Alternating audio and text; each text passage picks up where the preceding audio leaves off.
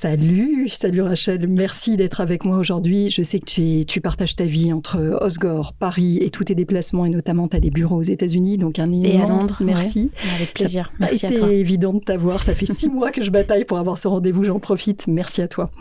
Alors demain n'attend pas, je t'en parlais tout à l'heure, je fais venir des fondateurs d'ONG, des fondateurs d'entreprises engagées, des artistes qui sont activistes, des scientifiques, on parle engagement, on se dit les choses droit dans les yeux, celles qui font plaisir, celles qui le font moins. Et j'ai évidemment aussi des fondateurs de start-up, des fondateurs d'innovation qui bougent les lignes à l'échelle. Donc Frédéric Mazella, par exemple, était passé pour parler de Blablacar, mais aussi de Dift, qui est son nouveau bébé, j'allais dire, qui encourage les dons des entreprises. Je vous encourage tous de regarder d'ailleurs, parce que c'est vachement bien. Nous sommes clients. Vous êtes client, super. Alors, je suis super heureuse d'être là aujourd'hui avec toi. Et si tu veux, je vais commencer par aller très vite sur ton passé. Je vais prendre la main parce que ça va nous permettre de nous concentrer sur les enjeux de ton dernier bébé qui a maintenant à peu près 4 ans, Sweep. Qui a même plus que 5 ans. On a fêté les 5 ans cette année, oui. Génial, super. Super, c'est presque l'âge de raison. Tu vas nous raconter tout ça.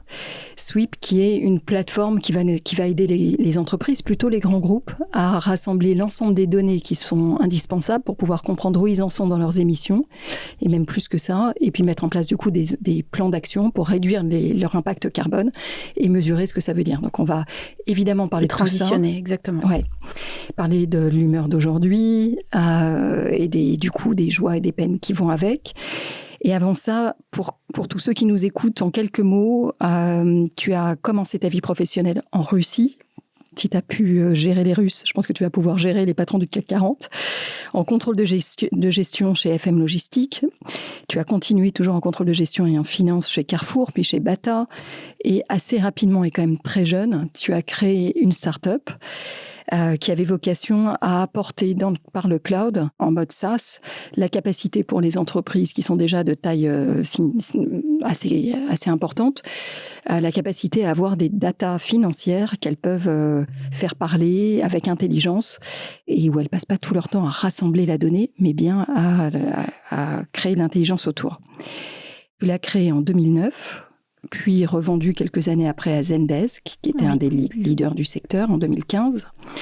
Peut-être un petit mot avant de se concentrer sur Sweep. À ce moment-là, quelle était ta motivation pour créer une boîte ? Je ne savais pas que je créais une start-up déjà, parce qu'il faut bien se rappeler qu'en 2009, le sujet il n'y avait pas de French Tech, il y avait très peu d'écosystème de VC, en tout cas, et ça restait très parisien, sachant que moi j'ai monté tout ça depuis Montpellier. Donc en fait, je savais juste que je voulais répondre à une frustration que j'avais en tant que contrôleur de gestion, qui était le fait de ne pas pouvoir utiliser des outils dits de business intelligence ou d'informatique décisionnelle à peu cher, en fait. Et moi, je sortais de chez Carrefour où j'avais des Rolls-Royce, et en fait, arriver dans des ETI, on va dire, c'était la croix et la bannière pour s'équiper, juste pour naviguer dans ces données.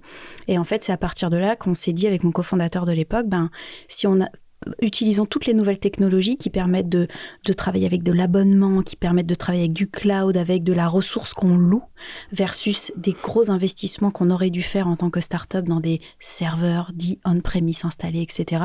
Et on s'est dit, surfons sur toutes ces nouvelles technologies pour voir ce que ça donne, si on peut apporter une réponse à un contrôleur de gestion frustré comme moi donc de moins de 30 ans. Et en fait, on y est arrivé, et c'est là qu'on s'est rendu compte finalement que on créait une entreprise vraiment technologique, très innovante, et qui en fait était beaucoup plus regardée par les Américains que par les Français. Et voilà, ça nous a mis un petit peu sur le devant de la scène. On était très, flattés à chaque fois d'être invités par Google sur les grandes scènes de Google, I.O., à San Francisco, etc. Ça a démarré comme ça. Ce qui est assez génial, c'est que finalement, tu étais très jeune, tu étais une femme. J'avais surtout rien à perdre. Mais pas de la tech. J'avais surtout rien à perdre. Tu venais de Montpellier, par ailleurs. Voilà. Oui, non, mais sur le papier, c'était une sorte de saut de l'ange, oui et non. C'était improbable. C'était complètement improbable. Moi, je viens pas d'une famille d'entrepreneurs en soi, donc il y avait pas de volonté de vouloir créer pour créer quelque chose. Non, c'était ok. Il y a un trou en fait. Puis surtout, il y a une insatisfaction en fait combler. Donc, essayons de monter un business. Et puis finalement, ça a fonctionné. Ouais, comme on dit, ils ne savaient pas que c'était impossible, alors ils l'ont fait. Exactement. Mais ce qui aidait, c'était de vivre avec peu à l'époque, parce qu'on a encore moins quand on quitte un job salarié. Et donc voilà, c'était se dire, est-ce qu'on on a à peine 30 ans, mais est-ce que ça va suffire de vivre avec encore moins? Et puis voilà, on n'avait pas encore d'enfants, etc. Donc bon. Alors tu fais tout en accéléré, parce que on l'a dit, tu as revendu en 2015, donc en 6 ans, tu as monté la boîte, tu l'as flippée sur les États-Unis, tu as levé... Je l'ai pas flippé, mais on avait un siège, on avait mis un gros headquarter aux États-Unis. Oui. Et puis en même temps, tu te maries, tu as 2 enfants, c'est ça, sur la période. Et puis 2015 arrive. J'imagine que tu es resté un petit peu dans la société, mais assez vite, on est resté même assez longtemps dans la société. Je dirais assez longtemps pour un. Normalement, les exits, voilà, les cofondateurs sont assez frustrés de rester dans l'entreprise qui acquiert. Et alors que nous, en fait, on s'est éclaté avec cet acquéreur. C'était une chance de dingue. On était très privilégiés de voir de l'intérieur une splendide machine à l'américaine, californienne, qui était post-IPO, donc post-introduction en bourse, qui était presque magique dans son fonctionnement. Tout ce qu'on a envie de voir en tant qu'Européens de la belle machine américaine, on pouvait le voir en première loge. Et ça, en fait, c'était absolument formateur. Ils se sont en plus très bien occupés de nous. On a adoré les dirigeants. Donc, franchement, quand on est dans des conditions comme ça, il faut rester, en fait, il faut apprendre. Et en fait, c'était une machine à apprendre. Et en 4 ans, grosso modo, chez eux, j'ai appris puissance 10 000, en fait, de cette belle mécanique qui fonctionne à l'américaine. Oui, en fait, tu es resté quasiment jusqu'à la création de Sweep. Oui, j'ai eu assez peu de temps pour moi, vraiment. Oui. C'était mes seules vraies vacances, je pense, en 15 ans. Mais oui, parce qu'en fait, tout de suite, il y a d'autres idées qui apparaissent. Et je tiens juste quand même à rappeler quelque chose. Tu parles de bébés quand tu parles d'entreprise. Sache qu'en fait, je n'ai jamais considéré mes entreprises comme des bébés. Et je recommande en fait aux entrepreneurs de ne jamais considérer cette entreprise comme un bébé, parce qu'en fait, du jour au lendemain, Google décide de faire la même chose, ou OpenAI aujourd'hui la même chose que vous, en fait, tout s'écroule. Donc en fait, il faut vraiment ne pas considérer que c'est vous, en fait, que c'est une extension de vous.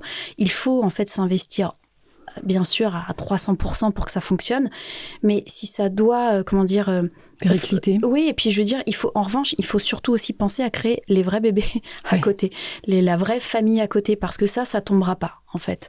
Là où le marché, parfois, peut être très surprenant, et donc, quand j'entends beaucoup d'entrepreneurs, aussi des femmes, dire « Ouais, mais c'est mon bébé », surtout pas. Déjà, c'est le bébé de tous vos salariés, parce que tout le monde est embarqué sur le sujet, et surtout, il faut...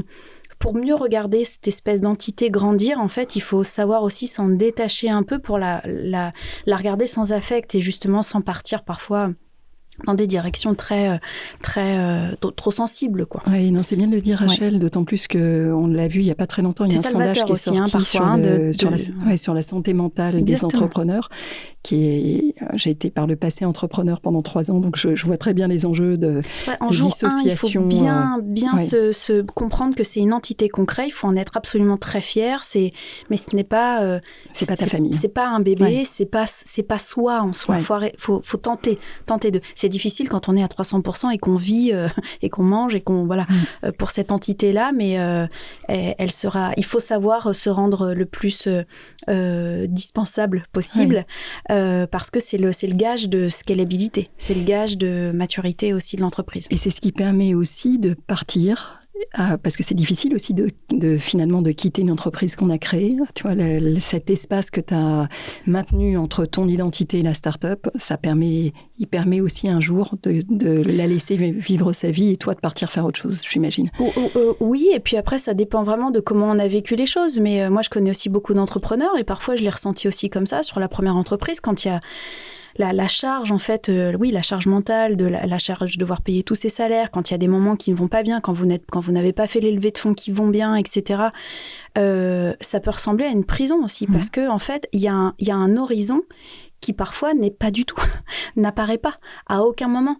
Et la solitude de l'entrepreneur dans son tunnel quand les choses vont mal et qu'il est le seul à porter les choses et qu'il n'y a pas cet horizon devant soi. Bon, après, c'est pas, dans n'importe quelle entreprise, l'horizon, et surtout en 2025 avec le monde dans lequel on vit, il est compliqué. Mais il est d'autant plus, voilà. Et donc le côté de oui, j'ai du mal ensuite à me dégager de l'entreprise. Enfin, faut aussi comprendre que pour certains qui font des exits, c'était aussi vécu comme une prison, faut le dire, quoi. Et donc aussi un côté très salvateur de respiration supplémentaire, et là je peux peut-être faire aussi une deuxième aventure qui sera peut-être un tout petit peu plus calibrée sur les envies qui ont aussi évolué. Donc voilà, donc il y a tout ça aussi à comprendre, et je parle avec beaucoup d'entrepreneurs. Moi j'ai été là-dedans, enfin je l'ai vécu aussi. Parfois ça peut être vécu comme pas un piège, mais une prison, une charge trop importante dans laquelle on est de toute façon bloqué et on n'a pas le choix que d'avancer.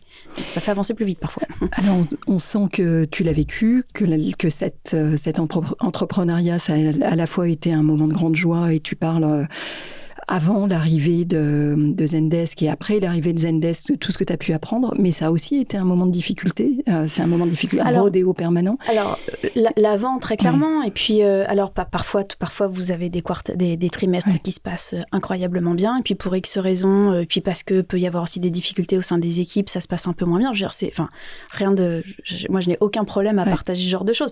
Je pense avoir été très chanceuse parce que globalement, tout s'est toujours très bien passé pour moi, pour mon entreprise, pour mes équipes. On a été très gâtés pendant l'acquisition et post-acquisition. Il y en a qui ont fait des carrières de dingue, en fait, chez Zendesk, qui sont maintenant dans de sublimes compagnies américaines, chez Figma & Co, qui ont des postes. C'est super, quoi. Je veux dire, on a démarré avec eux. On a fait leur démarrage de carrière. Je suis à la fois fière, en même temps, ils se le doivent qu'à eux, in fine. Mais, ça peut être très compliqué aussi. Mais de manière générale, nous, on a une chance.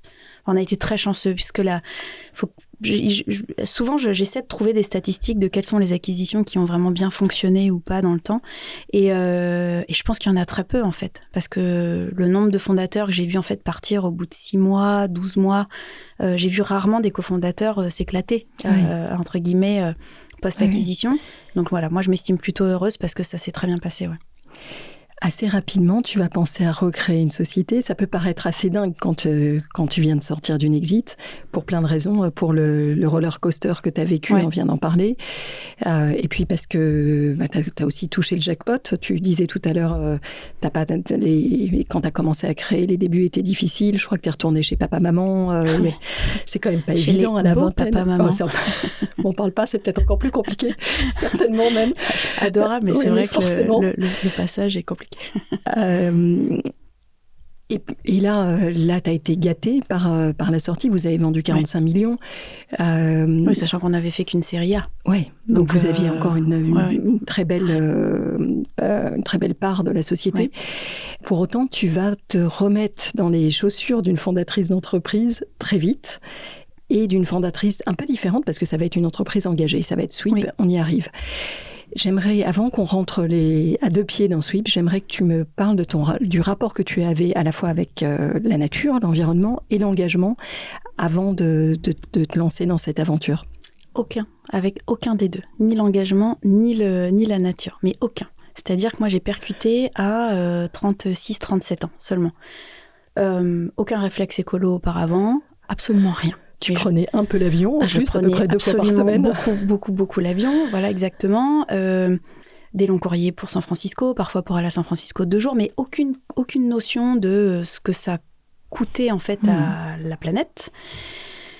Et en fait, moi, mon déclic, quand j'ai eu ce temps-là pour moi, la période de transition, j'ai quitté Zendesk en me disant aussi, parce que mes 2 enfants, le premier était né la première année de la première entreprise, et le deuxième est né pendant l'acquisition, au moment de la signature des contrats, grosso modo. Rock'n'roll. Voilà. Et c'est là où je me suis dit, il faut quand même à un moment donné que j'ai du temps avec ces enfants, ces 2 là.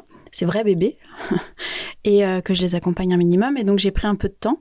Et c'est aussi pendant ce temps-là que j'ai fait plein d'autres choses. J'ai quand même allé à l'Université spatiale internationale. Enfin, je me suis intéressée à plein de nouveaux sujets auxquels je ne pouvais pas m'intéresser par manque de temps. Et j'ai aussi pris conscience de pas être en capacité de parler de ces sujets climat qui augmentaient en fait dans les médias. On sentait, enfin, ça m'intéressait quand même de voir, surtout moi qui m'intéressais à l'espace, et surtout en revenant de l'Université spatiale internationale où en fait je m'attendais à être complètement à remonter presque une boîte là-dedans. Et en fait, j'ai juste vu un truc, c'est que ça ne veut pas de nous. L'espace ne veut pas de nous. C'est trop... c'est hostile. Il n'y a pas plus hostile que ça. Absolument hostile.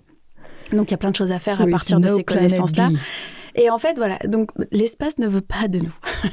Avec tout l'amour que je voue, ça ne veut pas de nous, physiologiquement, etc. Bon, bref.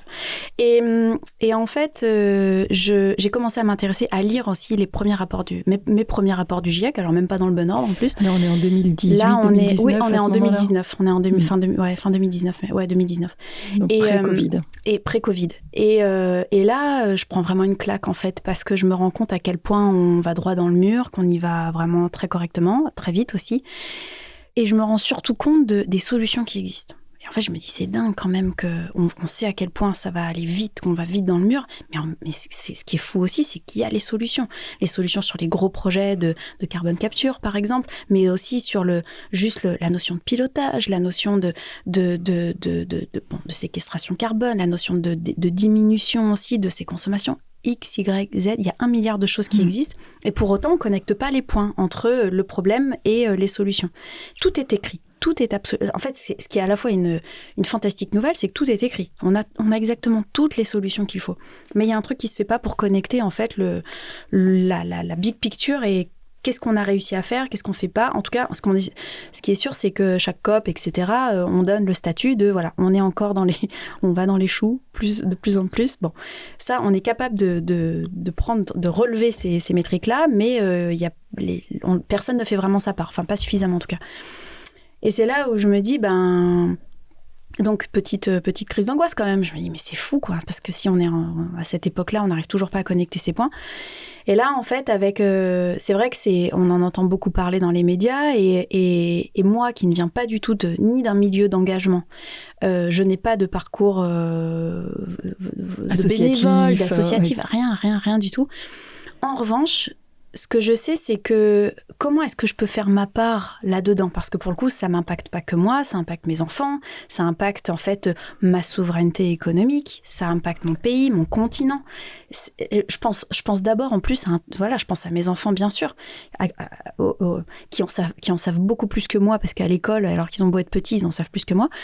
Et je vois surtout aussi un sujet de souveraineté économique, quoi. Je me dis, mais c'est dingue. En fait, ceux qui vont maîtriser ça dans le temps, ce sont les futurs gagnants, et mieux vaut en fait être de ce côté. Et en décortiquant en fait avec mes anciens cofondateurs de la première entreprise et de nouveaux cofondateurs, on va dire, avec qui j'ai travaillé, qui étaient avec moi dans mes anciens premiers ingénieurs, etc.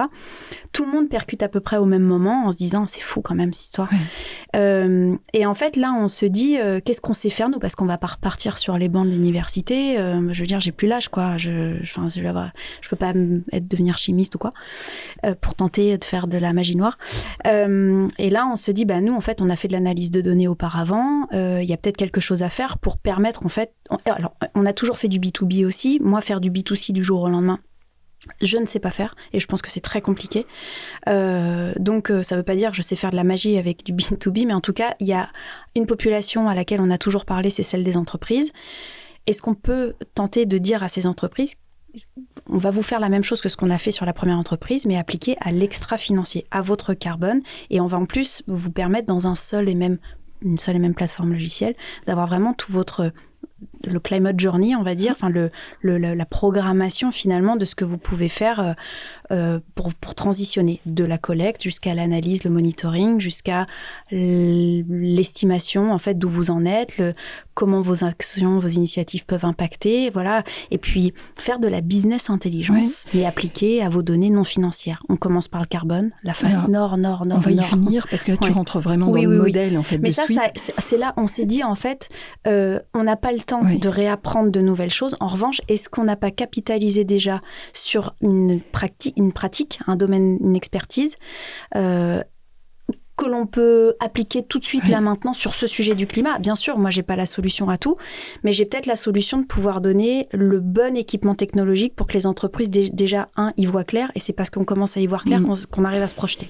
Alors, j'adore ce que tu nous dis pour plusieurs raisons. D'abord, régulièrement, comme je te le disais, sur Demain n'attend pas, j'ai tout type de causes qui sont adressées et tout type de leviers, associatifs, entreprises, artistiques, etc. Mais j'ai souvent des gens qui sont nés dans l'engagement.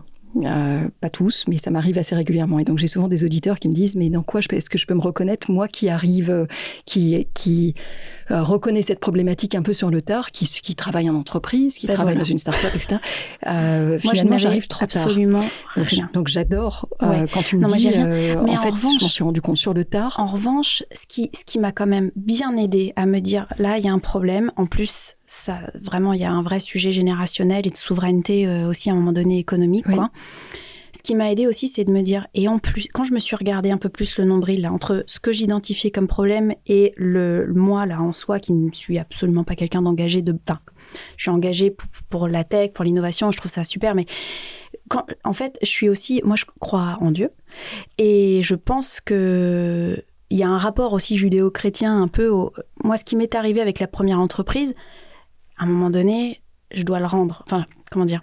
Ça, je peux pas juste garder ça pour moi. Un peu de culpabilité quand même. Mais en fait, c'est genre... moi, j'ai une grande partie de ma famille qui sont des agriculteurs, etc. Le labeur que donne tous les jours versus que moi, quand je dis que j'en bavais dans mon tunnel, etc., avec ma première entreprise, franchement, c'est rien au regard de ce que d'autres font. Bien sûr. Pour pas du tout le même... ce qui nous est arrivé en termes de vente, etc., c'est... en soi presque irrationnel, quoi. Donc on a beaucoup travaillé, certes, mais il y a un moment donné, ça reste... Et donc en fait il y a quelque chose qui s'est passé où je me suis dit c'est un signe de... Ça doit servir à quelque chose. Ça doit servir à quelque chose, et si moi qui avais donc accès à des financements, même des financements à titre personnel, mais j'avais aussi accès à un réseau, parce que j'avais été coprésidente de France Digital aussi au passage. Donc j'ai un réseau à la fois d'entrepreneurs qui sont une mine d'informations. J'ai un réseau d'investisseurs. Je suis très connectée à la Silicon Valley. Je sais comment recruter des ingénieurs. Je peux même aller recruter dans mes équipes d'avant. Bon, mon acquéreur n'était pas très content, mais bon. J'ai tout ça pour démarrer versus n'importe quel autre primo-entrepreneur qui va se dire bon alors attends, je prends le sujet par quel bout. J'avais déjà tout ça. Je me suis dit franchement, si toi tu tentes pas de rassembler toutes ces ressources là pour ce sujet qui est quand même avec énormément de, excusez-moi l'anglicisme, mais de question mark, quoi, avec ce sujet que tu veux adresser qui est un problème colossal.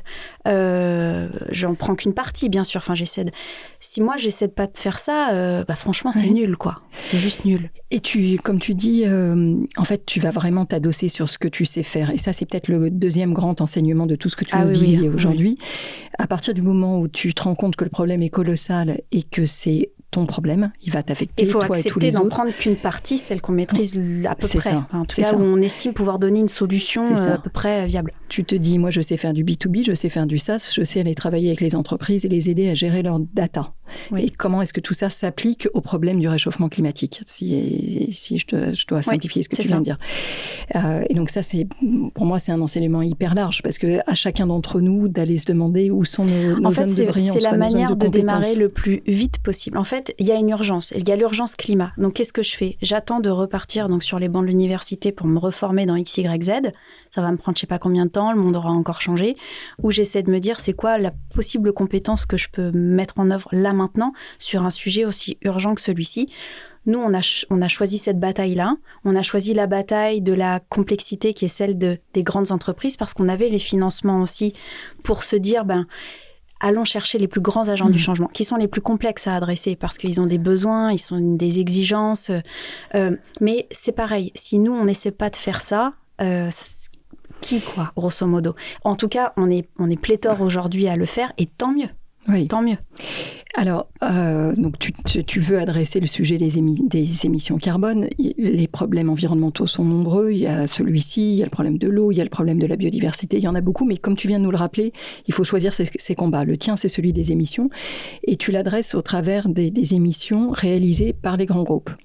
Parce que là aussi, on prend cette face-là du carbone, qui est la plus granulaire et la plus à l'échelle. Mais c'est aussi celle où tu peux, d'abord capitaliser, comme tu le disais, sur ce que tu sais faire et sur tes clients, puisque c'est en partie des clients que tu connais déjà. Et puis, quand tu arrives à avoir une victoire avec un groupe, tu as un effet d'échelle qui est énorme. Oui, parce que du coup, derrière, en fait, eux sollicitent, en fait, sensibilisent leur chaîne de valeur pour pouvoir collecter l'information. Et donc, nous, on pense que moi, mon parti pris, c'est vraiment de penser que les grands agents du changement, en fait, les grandes entreprises qui ont cette capacité-là tout de suite de lutter, en fait, face à l'urgence, parce que c'est celles qui sont déployées à l'échelle. L'ultime grand agent du changement, c'est le régulateur. Hein. Je veux dire, c'est l'État, c'est le régulateur, c'est l'Europe, par exemple. Et ça, c'est ce qu'il faut continuer d'encourager. On va revenir pour la vitesse d'action. On va revenir à l'État régulateur, parce qu'il y a contextuellement, il se passe plein de choses. Donc, je serai heureuse de t'entendre dessus. Mais je voudrais d'abord qu'on revienne sur ce que tu as observé quand tu as déployé Sweep. C'est-à-dire quand tu as commencé à aller voir des grands groupes en leur disant, mais vous en êtes où dans votre compréhension de vos émissions carbone? Où est-ce qu'elles se font chez vous? Alors, dans le jargon du métier, on parle de scope. Est-ce que vous le faites chez vous en interne dans vos usines, ou est-ce que vous le faites en amont sur votre chaîne de valeur? Qu'est-ce que tu as trouvé comme niveau de maturité des entreprises quand tu as commencé il y a quelques années? Et comment est-ce que tu le vois évoluer aujourd'hui, et quels sont les points durs? Là, aujourd'hui, on va dire que le niveau de maturité converge, et c'est très bien, tant mieux. Mais ce qui est encore fou, c'est de voir à quel point, par exemple, même industrie, même taille d'entreprise, vous avez des niveaux de maturité complètement différents. Parce que certaines entreprises ont déjà compris qu'il fallait... En fait, c'est une transformation. C'est comme ce qui s'est passé pour la transformation digitale. Là, il faut adresser sa transformation, cette transition vers une économie bas carbone. Et c'est pas juste la personne du département RSE qui peut porter la transformation de toute l'entreprise sur ses épaules. Donc, on peut lui demander beaucoup en termes d'initiatives, etc. Mais en fait, il faut organiser une gouvernance. Il faut que les achats, la finance, la data, l'IT, le CEO soient complètement, la RSE évidemment, soient complètement embarqués. Et en fait, déjà, on voyait se cranter des niveaux de maturité à ce niveau-là. Qui a déjà une gouvernance en place pour comprendre qu'en fait, c'est pas juste sur les épaules de la RSE que ça va être magique, et non, la RSE peut pas complètement repenser un business model. Non, la RSE peut pas... Enfin, surtout vu les budgets qu'elle a, cette RSE. Enfin, voilà. Donc, tout ça, nous, on a vu ça. Après, on a aussi vu que l'Europe était quand même... Nos clients français, européens, étaient beaucoup plus avancés de manière générale que les entreprises américaines et du reste du monde. Nordiques aussi assez avancé. Et ça, tu l'observes parce qu'aujourd'hui, tu as un bureau aux États-Unis. Hein, donc, tu l'observes de plein pied. Oui, je l'observe. Et d'ailleurs, je t'en dirai aussi des choses sur les États-Unis. C'est vraiment passionnant. Mais on a vu vraiment cette maturité être très différente. On a vu aussi plein d'entreprises de très grande taille être déjà absolument, très très avancés dans la gestion de leurs émissions, les plans d'action, les trajectoires. Des gens qui avaient un système Excel interne, on va dire, avec l'IT absolument, dont on a beaucoup appris, dont on a vraiment beaucoup appris, qui était très sophistiqué. Et c'est des gens qui, à un moment donné, sont venus au début, qui nous disaient non, mais en fait, vous faites 10 fois moins que ce que nous on fait. Oui, en effet, très bien.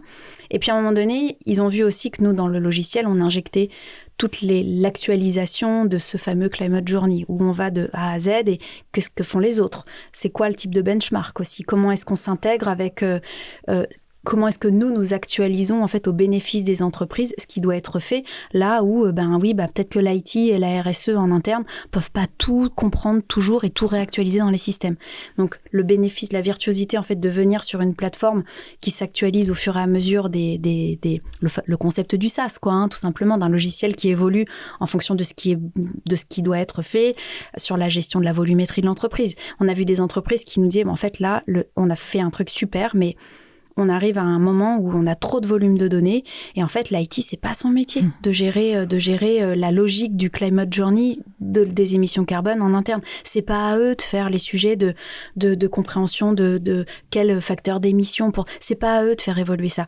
Et donc c'est là où ils sont revenus vers nous en disant ok, vous avez vraiment évolué. Et en fait nous on a appris de tous ces gens qui étaient déjà très aboutis, et c'est ce qui nous sert aussi beaucoup parce qu'aux États-Unis on est vu comme une plateforme hyper aboutie. Oui, alors là pour le coup être européen sur ce coup-là, vous avez un coup d'avance. Autant sur l'entreprise, la première entreprise, je cachais le fait qu'on était européen quand j'allais dans la Silicon Valley parce que voilà, c'était comme ça et c'était plutôt, enfin voilà, ce qu'il fallait faire.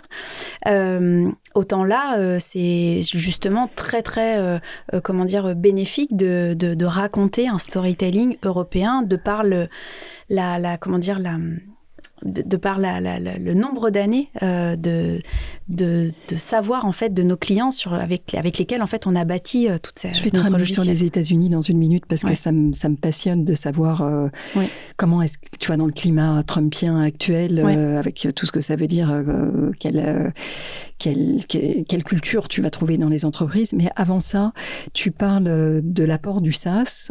Moi, ce que j'observe dans des entreprises que j'accompagne, c'est que toute leur difficulté est de récupérer de la donnée qui n'est pas chez eux. Tu le sais bien et je le vis également. Scope 3, Infamous. L'essentiel des émissions d'un groupe qui produit, que ce soit de l'alimentaire, une chemise, un téléphone, peu importe. Ton carbone est toujours le carbone de quelqu'un d'autre. Exactement. À partir du moment où il y a une production, l'essentiel, et quand je dis essentiel, c'est au moins 60% et plutôt 80% et plus, de tes émissions provient de la matière première qui est très très loin, que l'entreprise en général ne voit pas. C'est très intermédié. Il y a plusieurs distributeurs entre parfois un certain nombre de distributeurs entre elles et la production, qu'elle soit minière, agricole. Tout est interconnecté et d'autant plus dans un monde comme celui-ci.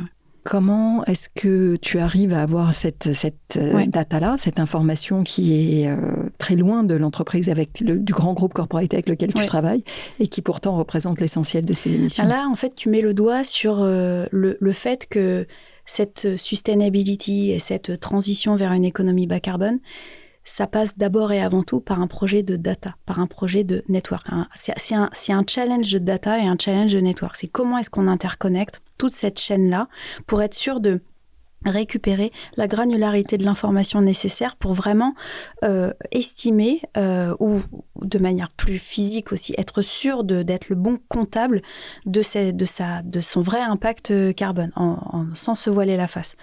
Et c'est là où soit tu continues avec des fichiers Excel et puis tu essaies de récupérer de l'information de temps en temps si ton fournisseur est pas trop fatigué, à envoyer aussi plein d'informations.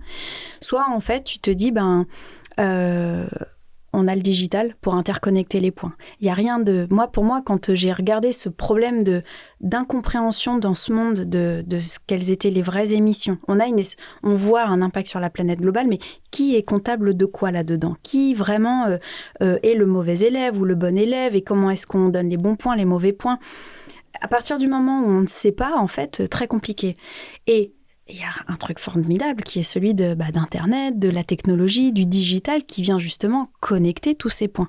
Et si la réponse que je donne d'un point de vue logiciel, SaaS, etc., permet de connecter tous ces points de la bonne manière, déjà on y verra beaucoup plus clair. Et là, en fait, ceux qui pensaient faire les choses peut-être très bien vont se dire « Ah, aïe, en fait, non seulement là on part dans le mur au niveau financier à cause de la réglementation ou du sujet réputationnel, ou alors on se rendait pas compte, mais en fait on fait les choses vachement bien. » Donc comment est-ce que pour ça, il faut de la technologie. Et la technologie, le fait que le digital connecte les points au point le plus éloigné de notre bureau de la Défense, là, en gros, ça permet de solutionner le plus rapidement possible le sujet du changement climatique. Parce que plus vite on y voit clair, mieux c'est. Et la technologie aide. La technologie, elle consomme aussi, elle émet des émissions. Mais franchement, c'est pas le sujet aujourd'hui si on veut se dire il faut de toute façon qu'on analyse très rapidement ce qui se passe pour pouvoir agir. Donc, ce que tu me dis, c'est que tes outils vont aller rechercher la donnée sur, par exemple, le champ de coton à partir duquel est fait ma chemise. En gros, on donne une boîte à outils aux entreprises pour qu'elles puissent en fait utiliser un type d'outil qui va leur servir le mieux pour aller chercher l'information dans leur chaîne de valeur. Soit elles ont déjà l'information, ça vient en fait de leur base de données d'achat, de procurement. En fait, elles ont déjà tout un tas d'informations. Et donc là, on va se connecter avec des API. Je ne veux pas rentrer dans les détails très technologiques, mais on va pouvoir des liens automatiques. On fait des liens automatiques avec l'existant. Soit il y a certains points en fait qui manquent, et là en fait recevoir un email pour un fournisseur, c'est recevoir un point d'entrée qui va faciliter la collecte, c'est beaucoup mieux que rien du tout. Il y a un côté aussi qu'on peut... Enfin, tout ce levier de nouvelles technologies, cette manière de récupérer de l'information, aujourd'hui, il y a plein de manières de faire, pourvu que ce soit ma responsabilité de masquer le plus de complexité possible dans ce chemin-là, quoi. Et c'est là où la technologie, les interfaces utilisateurs, etc., rentrent en jeu. Là, c'est là où l'innovation, la technologie permet de faciliter tout ça. Donc, tu arrives, bon an, mal an, grâce à toutes ces connexions digitales. Ça, si tu connectes, que tu sois au Groenland, que tu sois en Argentine. Aujourd'hui, dans tes discussions avec les patrons d'entreprise, parce que j'imagine que tu rentres au niveau des comités de direction pour avoir vraiment cette volonté de transformation dont tu parlais tout à l'heure, dans ces discussions, quels sont les principaux points de blocage que tu as et comment est-ce que tu le vois évoluer avec, on en parlait à l'instant, le frein culturel américain et puis l'évolution de la législation européenne? Nous, on a parmi nos clients des gens comme la SNCF, des gens comme Orange, Thales. Aux États-Unis, on a de très gros logisticiens aussi, etc. Au UK, on a aussi du Food 600. Enfin bref, ces entreprises-là ne nous ont pas attendus pour démarrer. Elles sont juste en train d'encore plus de rendre en fait ce qu'elles ont fait de la manière encore plus granulaire. Elles en ont besoin pour absolument bien comprendre ce qui se passe. Aujourd'hui, la finesse, la granularité de leurs initiatives financières, ça fait 30 ans que le système est absolument huilé. Et elles ont dû en fait huiler le système d'analyse de l'extra-financier, non pas en 30 ans, mais en 3-4 ans. C'est ce qui est aujourd'hui le point dur pour les entreprises. C'est que ce n'est pas un sujet de « je veux ou je ne veux pas transitionner, je veux ou je ne veux pas m'équiper ». C'est un sujet de « waouh, en fait, ça demande autant d'articulation, d'organisation, d'orchestration que tout ce qu'on a fait pendant les 30 dernières années sur le financier, où on a mis des comptables internes, des auditeurs internes, où on a mis des logiciels en place, où on a mis en fait tout un tas de mécanique en fait qui fait que les états financiers sont produits parfois moins que le mois, enfin bref, plus. Et en continu, voilà, pour certaines entreprises. Et puis, en fait, elles se rendent compte que il faut faire la même chose sur l'extra-financier, vu l'urgence de la transition vers une économie bas carbone qui doit démarrer maintenant. Et ça, vu que c'est un projet de data et que parfois, elles se rendent compte que c'est même un projet qui est beaucoup plus difficile que la finance parce que vous devez sortir encore plus de vos systèmes d'information. Là où la finance va se concentrer sur quelques systèmes d'information, en fait, il faut aller chercher les systèmes d'information de toute votre chaîne de valeur. Et en fait, c'est là où en fait, il y a des connexions synaptiques qui se font en disant « Waouh, en fait, je crois qu'on a complètement sous-estimé la difficulté. » Et donc, je vois pas de frein. Je vois un côté « Waouh, en fait, on s'est pas rendu compte que c'était si complexe. Et en plus, si on doit le faire vite. » Et donc, ça, c'est des hard things, quoi, on va dire, pour les entreprises. Et puis, parfois aussi, le fait de ouais, mais puis en plus, on n'a pas du tout budgété comme il fallait. Et puis en plus, on n'est pas prêt. Et puis, est-ce qu'on a assez de ressources ? Et puis en fait, avec les sujets réglementaires, les auditeurs aussi ont commencé à nous facturer d'immenses montants d'argent. Et en fait, il y a tout ça qui fait un peu pushback, mais qui n'en est pas vraiment. Hein. C'est plus un sujet organisationnel aujourd'hui. Mais les entreprises, en plus d'une certaine taille, elles savent que ça a un impact sur ce qu'on va appeler la top line, sur la bottom line. Ça a un impact aujourd'hui sur le revenu, ça a un impact sur son accès à la trésorerie. Je veux dire, c'est pour les grandes entreprises, il n'y en a aucune qui sous-estime le sujet. Est-ce que tu trouves que les entreprises ont pris la pleine mesure de la réalité de la transformation qui est attendue une fois que la data est là? Parce que la data, c'est un premier bloc que vous apportez qui permet de savoir où on en est et c'est indispensable pour commencer. Mais derrière, il faut scénariser. Il y a plein d'optimisations à faire et ça, c'est la partie facile. C'est le low-hanging fruits, comme on dit. Mais il y a aussi peut-être des renoncements à faire et on l'a vu dans certaines entreprises. Je pense. Moi, ce que j'ai vu, c'est que je vois, à fin 2025, je vois beaucoup d'entreprises qui acceptent de se dire qu'elles n'ont pas toutes le même niveau de maturité, qu'elles n'ont pas le même historique de compréhension aussi et d'investissement sur le sujet et qui en tout cas acceptent de se dire au moins on démarre. On ne sera pas jugé sur... Enfin, il y en a qui acceptent de se dire que c'est pas grave de démarrer petit, mais en tout cas, ce qui est grave, c'est de ne pas être en capacité d'ouvrir les livres. Là, ça y est, ça commence à être intégré dans si je ne suis pas capable d'ouvrir les livres et de montrer que j'ai un minimum une compréhension de ce qui se passe. C'est là où en fait le sujet réputationnel et réglementaire bien sûr va venir dans les comptes, va venir taper un peu sur l'entreprise. Donc il y a quand même une compréhension de c'est pas grave de démarrer petit. L'important c'est de démarrer et surtout d'être le plus transparent possible parce que le sens de l'histoire le veut. Et ce qui aide aujourd'hui les entreprises, c'est aussi de voir que soit dans leur chaîne de valeur, c'est-à-dire leurs propres clients, commencent en fait à verbaliser. Il y a quand même un début de littérature aujourd'hui sur la verbalisation du retour sur investissement, de la transformation vers une économie bas carbone. On a de plus en plus d'entreprises aussi qui réussissent à dire, ben voilà, là ça a impacté à telle hauteur mon revenu, positivement. J'avais pris quelques statistiques là pour être sûre. Je t'en prie. Par exemple, donc là c'est une étude de Morgan Stanley qui dit qu'il y a 88% des entreprises qui considèrent la durabilité comme une opportunité de création de valeur. Ça c'est une étude qui date de cette année. 87% des entreprises américaines, là pour le coup, qui augmentent ou maintiennent leur budget de durabilité. Ça, c'est EcoVadis en juillet 2025. Les stratégies ESG peuvent augmenter les bénéfices opérationnels jusqu'à 60%. Ça, c'est McKinsey qui le dit. Donc, en fait, il y a tout un tas de... Le consensus est là. Le consensus est là et c'est une question de... C'est là, quand on commence à parler, attention, parce que quand il y a une partie des entreprises sur un secteur qui commence à parler de ROI, de la sustainability... Là, on est en train de parler d'avantages compétitifs. Là, on revient sur un sujet absolument basique, finance, compétition, qui est celui du retour sur investissement, qui est celui du cutting edge, du competitive advantage.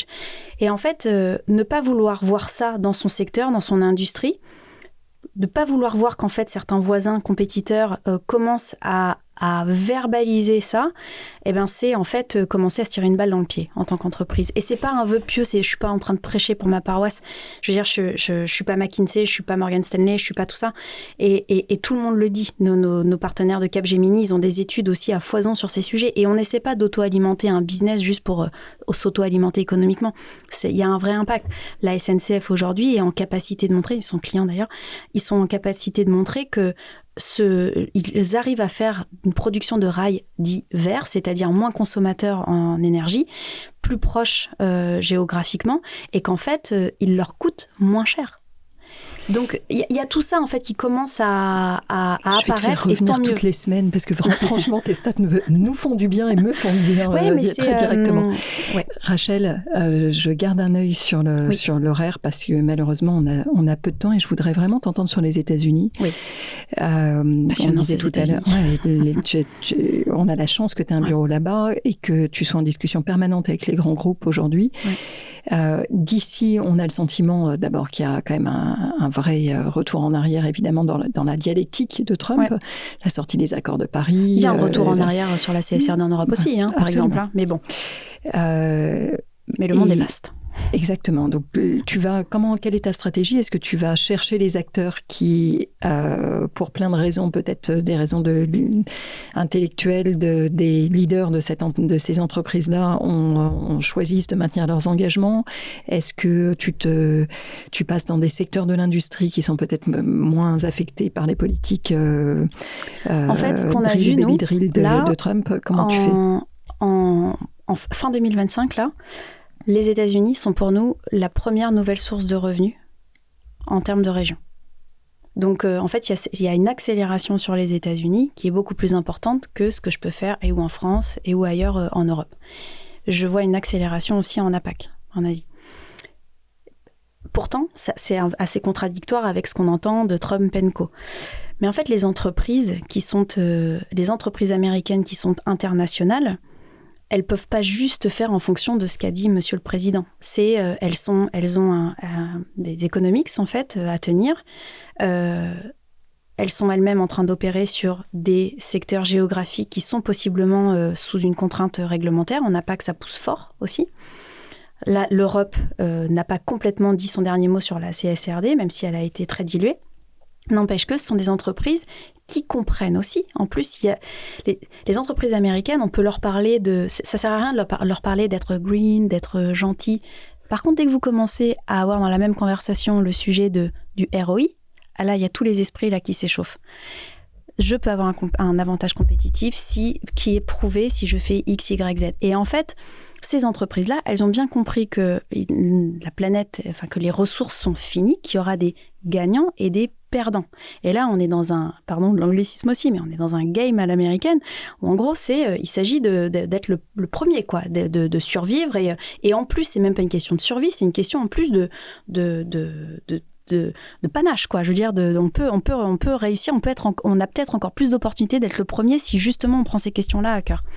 Et nous, en fait, on a des clients américains de gros clients américains qui, en fait, nous ont quand même dit par A plus B, alors en revanche, ne vous attendez pas à un témoignage client. Oui, parce qu'en fait, ils sont devenus tous silencieux sur le sujet. Ils attendent ils ne veulent surtout pas faire de bruit sur ce qu'ils font parce qu'il y a en effet le concept du backlash de l'investisseur bref, tout ça, en fait, ils préfèrent éviter d'être sous les radars. Enfin, ils préfèrent passer sous les radars. Mais en tout cas, ils agissent. Alors, c'est pas toutes les entreprises américaines, très clairement, mais quand je vois la masse, moi, le nombre de PDG d'entreprises, le nombre même d'investisseurs qui continuent, en fait, de se dire il faut qu'on investisse dans ceux qui seront les vainqueurs de demain. Je veux dire, la planète est très très vaste. Si déjà j'ai ne serait-ce que 10% de ces gens-là, mais j'ai un business mais plus que florissant. Donc, vous voyez, tu vois, pardon, cette planète, elle est vaste et elle est vaste de plein de gens qui veulent faire les choses bien à des niveaux dans l'entreprise de PDG de boîte et de conseil d'administration, même si tout n'est pas parfait. N'empêche qu'il y a déjà une grande capacité d'action. Et moi, je pense que l'entreprise qui, justement, est moins politisée, elle a cette capacité de vrai grand agent du changement. Et ça, c'est ma target. Rachel, merci beaucoup. Encore une fois, je pense que tu nous donnes beaucoup d'espoir, en fait. Et peut-être que le fait que tu arrives avec un background de contrôle de gestion et de finance... je n'ai qu'un PNL en tête. Exactement, mais c'est un discours qui est très audible par l'entreprise. Et j'ai dit à mes collaborateurs, on a accepté, en fait, de ne parler que ROI. Oui. Parce que ça marche. Donc... Est-ce qu'on doit s'en passer? Bien sûr que non. Bien sûr. C'est bien, c'est pas bien. Je n'en ai rien à faire. L'important, c'est le résultat. Oui. Après, tout l'enjeu, c'est qu'on passe d'un système de monitoring à un système de transformation réelle. Et c'est là où ils peuvent... Mais je vais à partir du moment où il y a du ROI... Dernière question, d'ailleurs. Je vais garder ma dernière question là-dessus. Comment s'assurer, justement, que l'entreprise ne se contente pas de KPIs, ne se contente pas de mesures, mais bien dans la réalité de l'action? Justement, quand il y a déjà une première génération d'entreprises qui est en capacité de verbaliser du ROI, ça veut dire qu'ils sont déjà passés au-delà en fait, du KPI juste de constat. C'est des gens qui ont déjà mis en place des stratégies en fait, de réduction de leurs émissions on permet d'aller plus loin aussi sur les autres critères ESG. En fait, à partir du moment où ils ont mis en place des actions de réduction et qu'ils sont en capacité de dire, en fait, c'est fou, en se sourçant à tel endroit ou tel endroit, finalement, en plus, il se trouve que ça a un impact sur notre PNL, c'est des gens qui ont déjà mis en place des actions.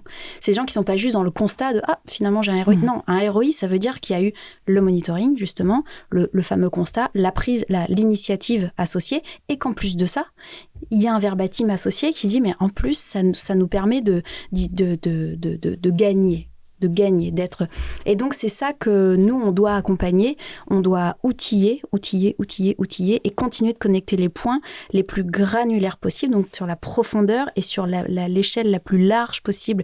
Et il n'y a rien de mieux que le digital. Et puis, alors, vous rajoutez en plus la couche d'IA là-dessus pour connecter les points encore plus vite. Alors oui, l'IA, ça consomme, mais l'IA est nécessaire aujourd'hui pour aller encore plus vite dans la compréhension. Oui. Là, on a de l'IA for good, pour le coup. Exactement. Rachel, une dernière question. À quelle personne inspirante et engagée tu voudrais passer le micro? je pense toujours à une des investisseurs qui m'a suivi vraiment parmi les premiers. C'est Marie Eklund de 2050, bien sûr. Je ne sais pas si tu as pu le... Marie est déjà passée à ce micro. Marie est déjà passée. C'est vachement intéressant. Je recommande à tout le monde d'écouter l'épisode que j'avais fait avec Marie Eklund il y a peut-être 2 ans. Elle nous raconte les spécificités de 2050, qui est un fonds pas comme les autres, Evergreen, qui réinvestit dans ce qu'elle appelle les communs. Moi, je pense aussi que donner la parole aussi aux régulateurs. Une personne comme Patrick de Cambourg, qui est quand même l'architecte de la CSRD, il faut quand même se comprendre qu'il y avait d'abord et avant tout un sujet de souveraineté économique, de compétitivité, non plus sur le sujet du coût, mais compétitivité, valeur qui était redonnée à l'Europe et qu'on n'a pas su correctement peut-être communiquer et marketer en tant qu'Européens, peut-être un peu trop ingénieurs. N'empêche que c'est vraiment dommage, mais que cette compréhension-là, en fait, il faut continuer de la bonifier, il faut l'amener auprès des entreprises parce que cette CSRD, c'est l'avantage compétitif de demain. Il faut bien le comprendre. C'est pas là pour tuer les entreprises, c'est vraiment là pour remettre en fait de la lecture et de coûts et d'impact sur la planète. Et une fois que le consommateur il voit ça, ça permet de faire émerger les vrais gagnants qui seront européens. Oui, et on a bien besoin d'être accompagné dans la compréhension de ce qui se passe aujourd'hui au niveau européen. Donner de la voix en fait, aux régulateurs, ça peut être très intéressant pour ton audience. Absolument, je te remercie. Merci pour ce que tu fais, évidemment. Et merci pour l'énergie que tu nous donnes aussi et pour cette capacité à se projeter dans le fait que les entreprises sont effectivement pas du tout en train de freiner, de regarder un peu... En tout cas, sur le segment une vraie avancée. Voilà, le segment qu'on adresse.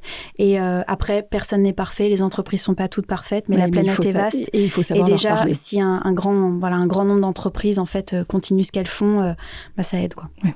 Merci. Avec plaisir. Merci Rachel. Un grand merci de nous avoir écoutés jusqu'ici. J'espère que cet épisode vous a plu.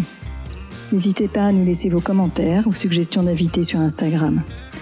Enfin, si le podcast vous a plu, allez vous abonner et notez-le 5 étoiles, bien sûr, sur Apple Podcast. Vous pouvez même demander à vos amis, à vos enfants, à vos voisins, aux amis de vos amis, aux voisins de vos voisins, de mettre une note au podcast. C'est comme ça seulement que Demain n'attend pas gagnera de la visibilité et sera trouvable sur les plateformes. Alors, je vous dis à très bientôt pour un nouvel épisode.